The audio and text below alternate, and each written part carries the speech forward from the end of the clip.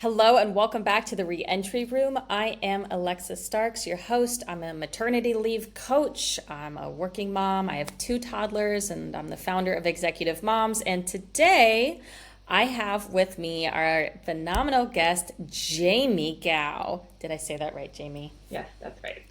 Okay, great. Whew. Jiemi is also a mom, and she is a founder of a platform called Nori. It is a mom mentorship platform. And Jiemi, I'm so excited to have you on here because community for moms is so important. So welcome. Thank you so much. So happy to be here. Yeah, so please tell me a little bit more about what you do, how you got to doing what you do, and where you are in your motherhood journey. Yeah, perfect. So yes, I am a mom of two, actually. I have a 5.5-year-old son. So I had a pandemic baby, Mm. and yeah, and a 2-year-old daughter. So I'm Oh, still pretty in it, yeah. with very young kids. Like you said, I'm the founder of Nori. It's a peer-to-peer one-on-one mentorship platform based in New York City here. So I'm just entering, the second year of building Nori. I started just around this time last year, and before that, I was in strategy consulting for about a decade. Whoa, okay. So what made you switch from strategy consulting to building a platform? Yeah, I mean that's a loaded question. There has been a lot of self-reflection, a lot of soul searching, I would say, to figure out what I want to do, especially after having kids. So, um, you probably know a little bit about the consulting world. It's very fast paced, very demanding. I had a great time actually in my previous job, and I've always felt like I've learned so much from like the people, from my clients. I've pretty much worked in every industry and function that you can think of, without having to switch jobs every few months. So that was Nice. definitely a perk. I'm But envisioning the show with Don Cheadle is that about the strategy House of Lies? consulting. Yes, Yeah. House of Lies. Is that accurate? Is it Uh, close? Not as I mean we don't act like that.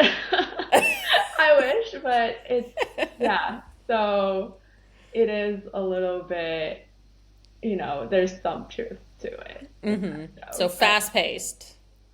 definitely fast paced. And also before the pandemic, a lot of consultants traveled every week.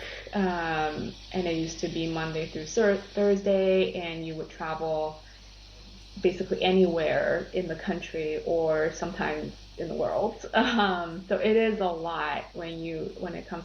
There's actually a joke, some of the analysts who just start out their jobs, they don't even have an apartment in New York City because it's too expensive and they never stay here anyway. So they just, kind of go and go to their clients and then go travel somewhere else and live in like out of a suitcase. Um, Yeah. so so that was the type of job that I was in, and I think I have learned and grown so much from that experience.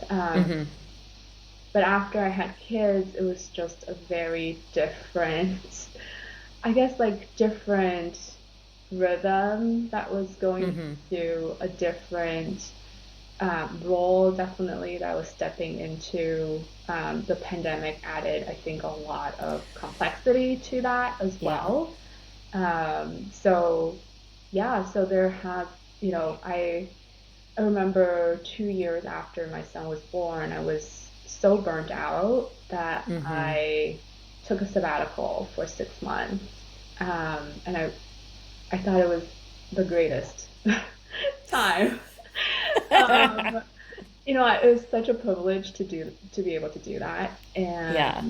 And but when I was doing it, I got so much time for myself to figure out Hmm. this new identity that I have, Hmm. which there was a little bit of grief Yeah. attached to that. I was not who I was anymore. And also, trying to find that new self was, And I mean, that's such a like important and pivotal moment that so many of us moms go through, especially when we are very career driven and yeah, career focused and ambitious, and then we have a baby and we're like, ugh, this isn't working anymore. And now I don't know anything. Like my identity was kind of attached to my job and how I saw myself. And now you have to, that's the whole motherhood identity shift and finding out what you're passionate about now, what you want to do instead, finding sustainability because burnout is very real, especially if you're traveling all the time and doing that consulting work is it's got to be exhausting and having a toddler and kids. yeah, a toddler that got sick every other week. Ugh, yes, yes. I mean, I'm literally fighting.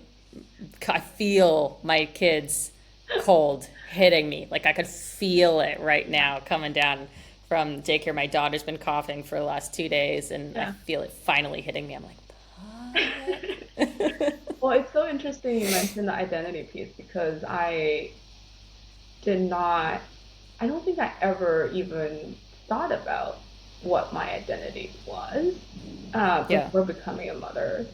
Mm-hmm. Um, so I think when you think identity, you think about your race and ethnicity, your Mm-hmm. gender, your like all the other kind of descriptions of who you are, but you don't that like innate sense of self and knowing who you actually are. Like, are you a curious person? Are you a ambitious person? Hmm. Like that. I don't even think I ever got to explore that before becoming a mom. So it's actually been a really great opportunity, almost like a Mm-hmm. rebirth, Oh, I love that. to kind of re-explore Mm-hmm. myself and what I like, who I am, what I Mm-hmm. like to do, like you said. So yeah, it I has love been that. a great And experience. it feels like it can take a long time to come to those realizations once you become a mom because in the early postpartum time there's none of that happening, right? It's just like major survival mode. Yeah. And then you come out of that fog a little bit and then you're in this phase right before your kids fully get into like the toddler tantrums, and then it kind of gets back into survival mode some days where you can, but in that phase you can kind of start to discover yourself a little bit more. And then toddlerhood I feel like has shaped me more than anything, Hmm. because it's made me so like patient and resilient and I'm like a I'm in there. negotiation expert. I'm in there with you right now with my 2 year old, so I know what you mean. It's so rough. My son is, he'll be 3 in January. I mean, I think by the time this episode comes out, it might be January. But he's dropping his nap, his one nap, but he's not yet ready to drop the nap. And Hmm. so he turns into this like angry raccoon, and Yeah. it's not pleasant. Yeah. It's definitely like I think the 2 to 3 phase. It's the cutest phase, but Hmm. also the one of the So most hard. difficult. Yeah. But there's definitely light at the end of the tunnel. Like my son's Yeah. 5.5, and when he turned 3, I feel like he turned into an angel. Like he was doing everything on his own. He was able to communicate. Yeah. So it does come in phases, Hmm. and that's one thing that people don't tell you is that like Yeah. nothing is here to stay, the good or the bad, right? Hmm. So Yeah. yeah, I want to talk about your platform really quick before we dive into the next part of this episode. But Nori, tell me, it's a mom mentorship platform, but about what? Is it about like work? Is it about baby life? Is it about like how to navigate newborn life or toddlers? Like what does it look like inside the membership? Yeah. So the way Nori works is really just mom helping moms through every stage of the motherhood, including the fertility stage, right? So the early periods of before even becoming a mom, for Mm-hmm. some, it's a whole journey in itself. So it goes from fertility to pregnancy to birth to postpartum to going into that motherhood sort of, I guess you could call steady state motherhood. Yeah. But even after that, your kids will go through preteens, teens, they'll go to So the college, full spectrum the of full spectrum. motherhood. Okay. Exactly, exactly. And it could be on any topic, really. It doesn't have to be professional topics or Mm-hmm. related to your career. It could be, about your baby, about your identity. There are about 250 topics on the platform Oh, today, cool. and Mm-hmm. those topics, I did not come up with them. Mm. It didn't come from my head. It actually came from the 100 users that I beta tested with Mm. and onboarded, and all of them kind of created these tags based on their own Mm. experiences. And that is really the power of the village and the community, is that everybody has these different, unique experiences that are their superpowers, Mm-hmm. that they get to share with people who are maybe just a few steps behind them. I At love the it. same time, they also can get support that they need from people who are maybe a few steps ahead of them. Mm-hmm. So That's it is awesome. really all encompassing. I love it. I love it. Okay. We will link to it in the description Yeah. of this episode as well. So if anyone's interested in it, they can check it out.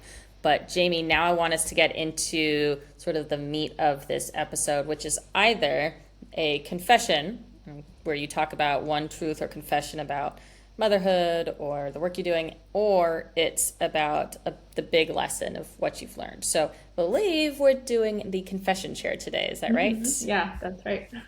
Alrighty. So, what's your big confession? Yeah, so I think one of the biggest things that I realized um, when I became a mom was when I had that time, during the sabbatical to think about Mm-hmm. sort of my life and my new identity, um, was really that my whole life, I've kind of been living for the expectation of others. Like I'm living my life for others, not for myself. And Mm-hmm. what that means is it's not that my parents had great expectations of me. Like my parents are actually very liberal Asian parents that, don't have a lot of expectations, which is very rare. But um, I think it's more just like what I think other people wanted to see from Mm-hmm. me. Sort of Interesting. that high achiever, type A, always on top of her game kind Mm-hmm. of persona almost. And I think it really, the work that I did, so my career aspect of it before I had my children, really uh, reinforced that, because the way that the system was set up was that meet certain expectations and then you go on to the next Yeah. level, and it kind of just snowballs from there.